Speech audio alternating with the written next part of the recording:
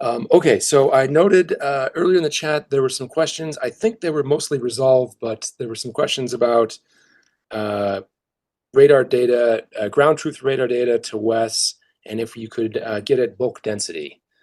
So Wes, do you want to unmute and address those if you're still on? Yeah, I think I can, and I think Caleb can also address them to some extent too. We were both responding to the questions. I think for ground truth, anytime we can get ground truth, it's super important and valuable, whether that be comparison with other remotely sensed data sets or actual, measurements on the ground. I think the caveats I pointed out that we have to consider are the sensitivities of the various instruments that we're looking at, and they're both spatially and with depth. So the specific example was comparing LROC data for remotely sensed with MinRef data, and the caveats I mentioned were our wavelength sensitivity is below the resolution of LROC, and we have a depth of penetration, which means we can see buried scatterers. And of course, Caleb pointed out that there are good qualitative comparisons, and he's right. So where we see correlation, it's great. And where we don't see correlation, we have these caveats to consider. And as far as getting at bulk density, it's really the dielectric properties of the regolith that give us indications of bulk density or porosity. It's not always a unique determination, right? We can look at relative differences, but when you combine it with other data sets like Diviner or LAMP, other remotely sensed data, I think you can really narrow down ambiguities in any single data set. So I think there's a lot of power in combining LRO data for those purposes. And I don't know, Caleb, if you had anything to add. Just that there's a traditional relationship, which basically says the permittivity is a power law on the density. So, the dielectric constant equals 1.93 to the density. So, if you have that, you can at least predict a density from the measured dielectric constant. So we have hope for doing what Rob asked about. It requires deriving dielectric properties, which is a non-unique thing to do with MinRF. And while you're speaking, Caleb, you had a question for Shuai about if some of the mineral detections around specific small craters was due to coarse particles or less mature regolith.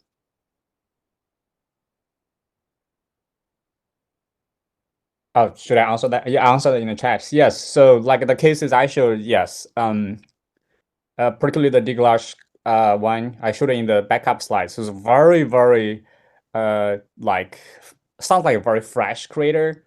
Like you can see the boulders, like because I can use the neck data, so you can see the boulders like a meter-ish boulders like everywhere. And it's kind of interesting because on that small crater, one side is showing like sounds like it's impact melt because you can see those kind of like impact melt feature. But on that one, you see clearly like a glass feature in the MQ data. So essentially, we can combine multiple data side, resolve the surface composition textures like very well. All right, we've got a couple minutes here before our general discussion. It's an open floor. If anyone would like to ask a question, please, to any of the speakers, please unmute yourself and fire away.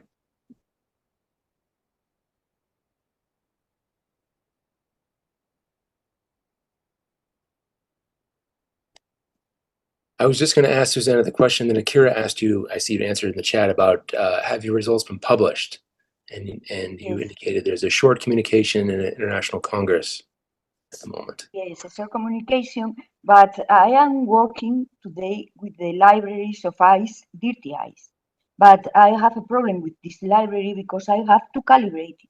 But the libraries is not easy to use in the lunar conditions because it's a visible and near infrared spectrum, and you have to calibrate it using a special chamber, and I need to do it. I published the lithium, but it's not enough samples. But there are only 8 samples analyzed for lithium, only 8. But it seems quite challenging to, so lithium is present at the parts per million level? Sorry.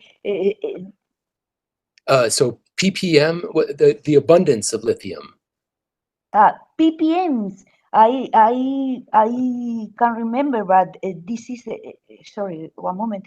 ppm 8.6, 30.3.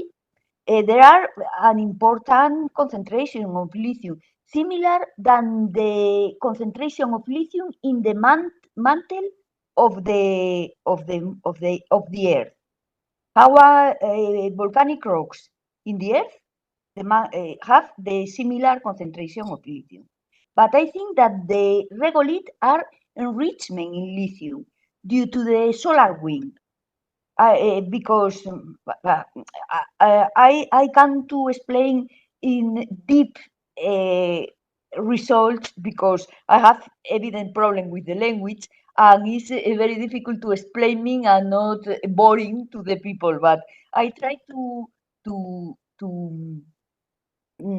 show that the regolith magnetol consider that the lithium, 7 isotope of lithium, not come from the wind, solar wind. But I not agree with them because I show that the lithium 7, this as isotope, are enrichment in areas very ancient areas and highly areas, and in relation with the ancient substrata of the moon, the surface of the moon.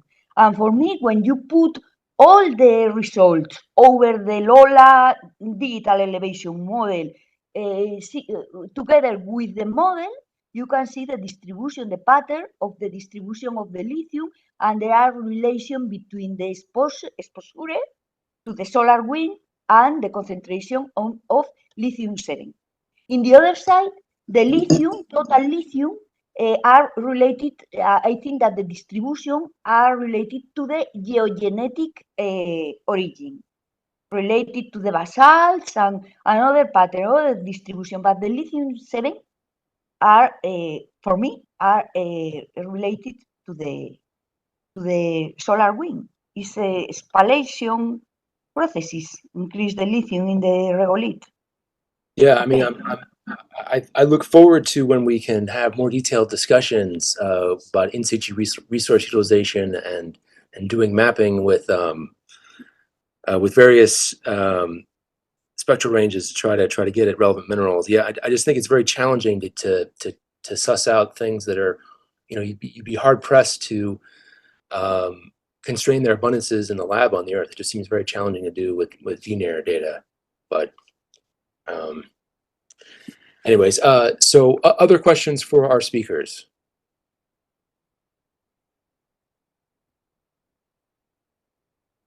Okay, well, hearing none, if you want to unmute yourself, please go ahead. If not, my understanding is we're going to move to, as we did yesterday, a discussion board of geologic map content and base data.